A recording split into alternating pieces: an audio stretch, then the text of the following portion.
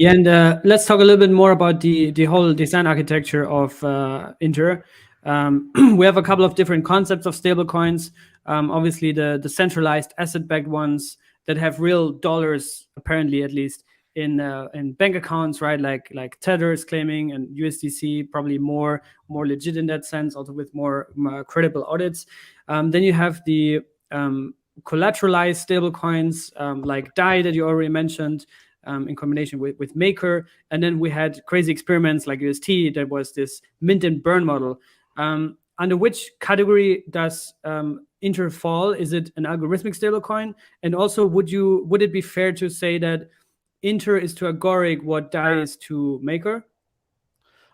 So first, it is a fully collateralized stablecoin. Our goal is very much strong solvency. So it is not an algorithmic stablecoin. I'm pretty dubious of most algorithmic stablecoins.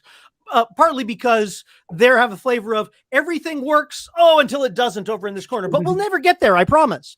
And the key thing in the Byzantine environment of crypto is any bad corner, you will get there. Someone will find a valuable reason to force you there. And so you need to understand that. And Terra had clear bad areas that if you ever get there, it implodes, right? Where people could mint trillions of Luna and take over the network. And that's just not acceptable from a financial services design point of view.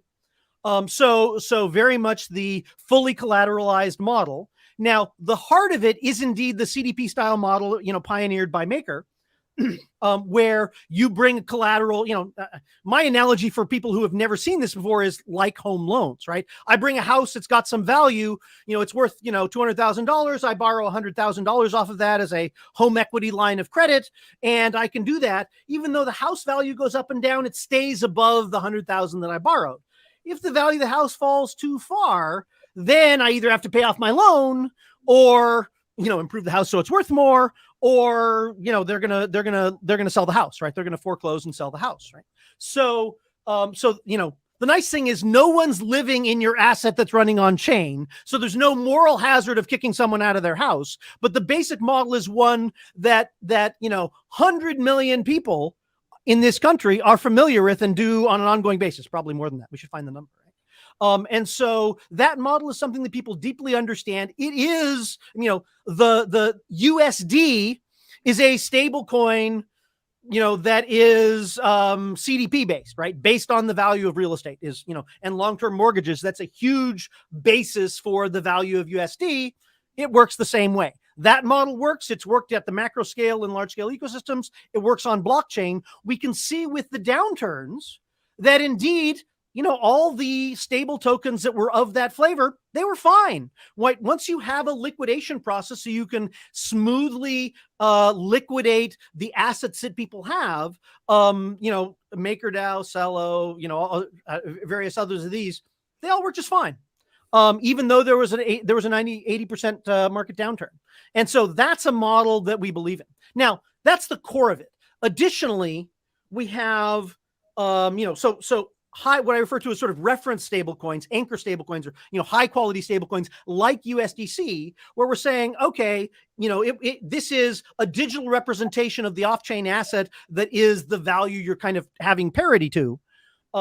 Those being able to trade them directly. So I can bring in USDC, I can convert it directly to IST, and now the protocol owns the USDC, and I can go back and forth without it being a vault style architecture or an AMM style architecture. That's clearly also proven value. And that really enables arbitrage to happen much more efficiently to keep the value of IST at parity to $1. And so we also have the parity stability module.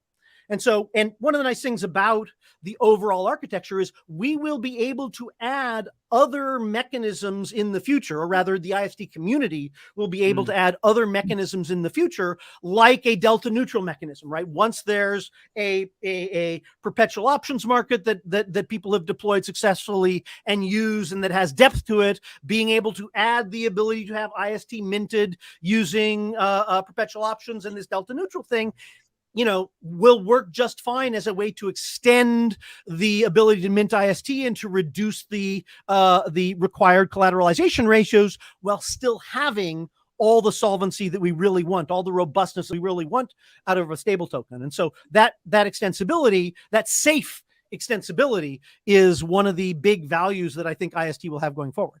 Now, originally, IST was very focused on, it's the grease for the wheels of commerce on the agoric ecosystem, right? And then in November, I mean, we were already working, Zucky was already going, this stable token, the world really, Cosmos Interchain really needs this. You should really, it's not just what you need on the step to deploying a real system. You should really do this for real. It's a big deal. We get to, Cosmoverse. You may be familiar with Cosmoverse Cryptocito. It was this event in November. I heard about it. Yeah, okay. I heard about it. And I was describing I'm literally back in the Cosmoverse hotel. There we go. That looked familiar, yeah.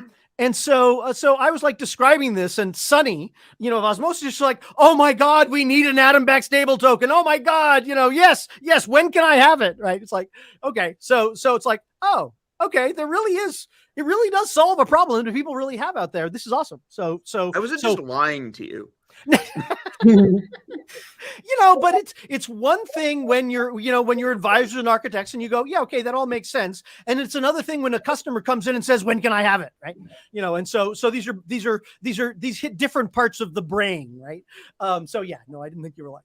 And so that got, that was not a pivot because we were already in the process of deploy the stable token first to lay out the groundwork for our economy, then enable permissioned deployment of additional contracts, and then go to permissionless. So we were already on that path. But the fact that the thing that we were building in order to enable the economy in our platform would enable the interchain economy. I mean, crypto summer happened, DeFi summer happened because stablecoins provided the grease for DeFi to grow. Right. This is, it's a mechanism, and blockchain for a long time was I can swap X for Y. So it's kind of a barter economy. You're paying with volatile assets for gas. So it's like you're paying your rent with Apple shares. You can do it. But we got off of barter economy a long time ago because a currency economy works better. And so bringing a currency to ETH is what enabled DeFi Summer. Bringing a good currency to Cosmos will have the same enabling effect for interchain commerce in the Cosmos ecosystem. Yeah.